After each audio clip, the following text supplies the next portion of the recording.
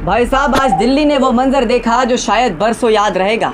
सवाल ये कि जिस मार्च को हुकूमत ने साफ इनकार किया था, वो मार्च आखिर हुआ कैसे? और जब लाठियाँ चली, आंसू गैस छोड़ी गई, तो ये सिर्फ या कानून की पासदारी थी या कुछ और? हम आपको आज मुकम्मल ताज़ा तरीन सूरत हाल बताएंगे, लेकिन 3 दिनों की बात के साथ, क्योंकि सच अक्सर बीच में दफन हो जाता है। तो पहले थोड़ा पीछे चलते हैं। 16 मई को चीफ जस्टिस सूर्य कुमार यादव ने एक रिमार्क से शुरुआत की, जहां बेरोजगार नौजवानों को कॉकरोच कहा गया। वहां से अभिजीत दिपके ने कॉकरोच जनता पार्टी यानी सीजेपी की बुनियाद रखी। ये तहरीक नेट यूजी पेपर लीक और इम्तिहानी बाज़ाब्तियों के खिलाफ बड़ी एक कार्रवाई कर रही थी।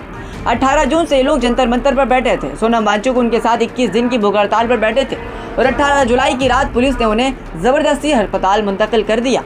ये वो पस मंज़र है जो आज के दिन हमें नज़र आ रहा है। और अब बात करते हैं आज की 20 जुलाई की। पार्लियामेंट का मानसून सेशन आज से शुरू होने वाला है और ऐन उसी दिन सीजेपी ने चलो संसद मार्च का ऐलान कर रखा था।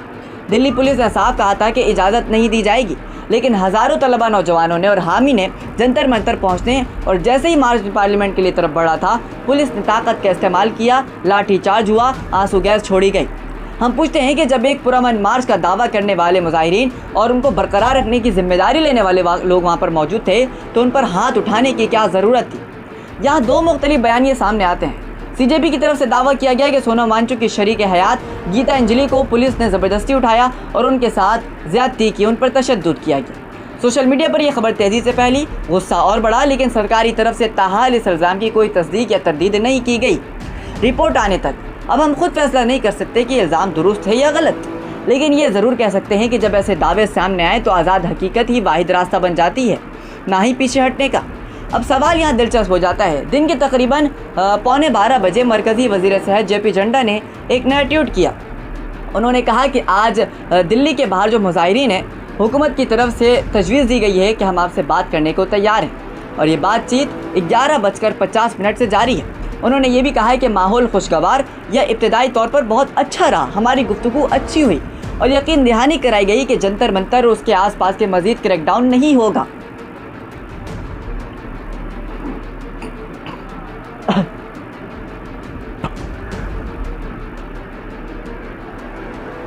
अब सवाल ये है कि क्या बयान ज़मीनी हकीकत से ताल्लुक़ रखता है या सिर्फ कशीदगी कम करने की कोशिश थी? क्योंकि इस वक्त मैदान में रिपोर्टें जो आ रही हैं वो आपके सामने हैं। पुलिस की कार्रवाई बहुत तेज़ होती जा रही है। अब यहाँ वांगचुक के मौक़िफ़ को भी समझना ज़रूरी है। मार्च से पहले उन्होंने साफ कहा था कि वो अपनी भूख हड़ताल सिर्फ 2 सूरतों में ख़त्म करेंगे, या तो हुकूमत तालीमी निज़ाम की नाकामी और पेपर लीक की जिम्मेदारी कबूल करे या मुजाहिरीन को पार्लियामेंट तक पहुँचने दिया जाए और अरकान पार्लियामेंट दोनों वहाँ पर मौजूद हों, वो उनकी बात सुने और पब्लिक से उसका मौक़िफ़ जाने। यानी उनके लिए सिर्फ अलामत एहतजाज नहीं, ये एक वाज़ेह शर्त है और अभी एक ताज़ा तरीन इत्तलात के मुताबिक हुकूमत की तरफ से कोई हतमी ऐलान सामने नहीं आया है। ये शर्त पूरी हुई या नहीं, ये भी हमें नहीं पता। अब इस तहरीक की वसी तरीक़ पर हम पहुँचने की कोशिश करते हैं। आलमी खबर रसा इदारे भारत में मोदी हुकूमत की तीसरी मियाद सबसे बड़ा दावा अवामी चैलेंज करार दे रहे हैं। मुजाहिरीन का कहना है कि इख्तिलाफ राय के लिए जगह सड़क पड़ती है और हुकूमत पर इल्ज़ाम लगाया जा रहा है कि वो कारकुनों को गिरफ्तार करके और ताकत पर ज़ोर एहतजाज करके लोगों को गिरफ्तार कर रही है। इल्ज़ाम हुकूमत की तरफ से मुस्तरद किया जाता है। हुकूमत का मौक़िफ़ ये रहता है कि कानून नज़म बरकरार रखना और पार्लियामेंट की सिक्योरिटी यकीन बनाना इस बुनियाद की जिम्मेदारी है। लेकिन हम पूछते हैं कि 200 सजाएँ एक साथ मौजूद हों, हक, एहतजाज, अमन, आमा सब जिम्मेदारी ले रही हों, तो तवाज़ुन क्यों नहीं कायम रहता?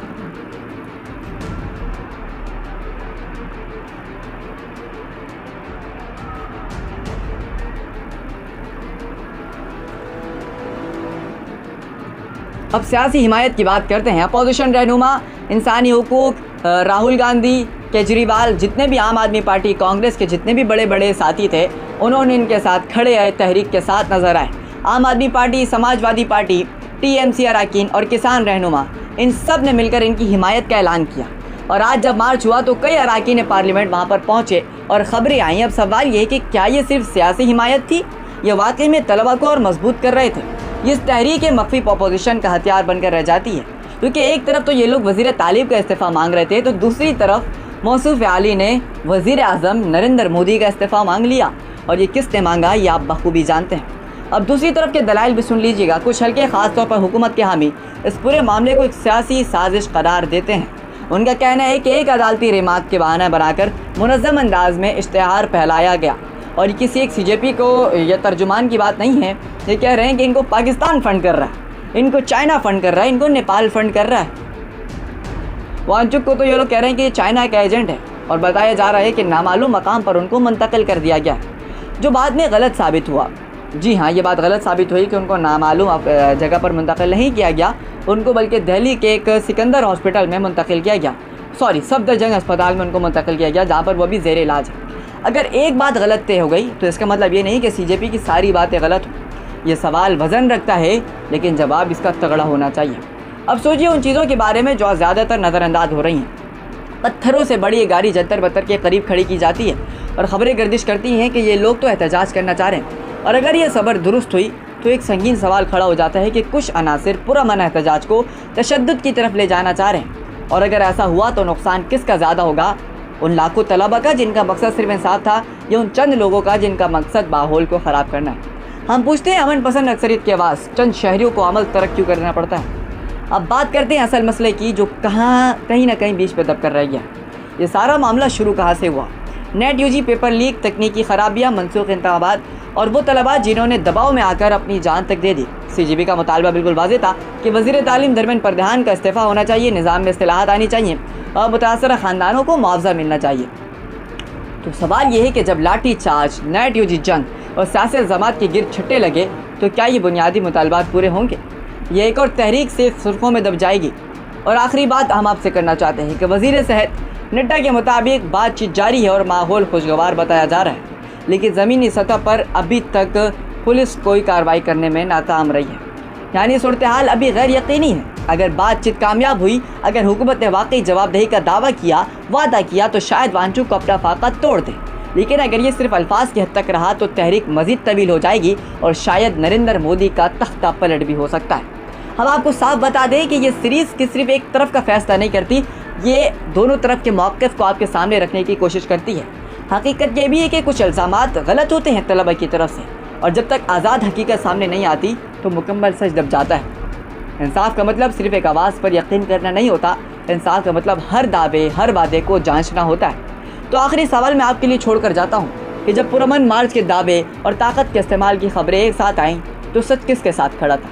और जब हुकूमत बातचीत की बात करे मगर ज़मीन पर तस्वीर बिल्कुल मुख्तलिफ हो, एक तरफ आप बात की बात करें और दूसरी तरफ लाठियाँ मारें आंसू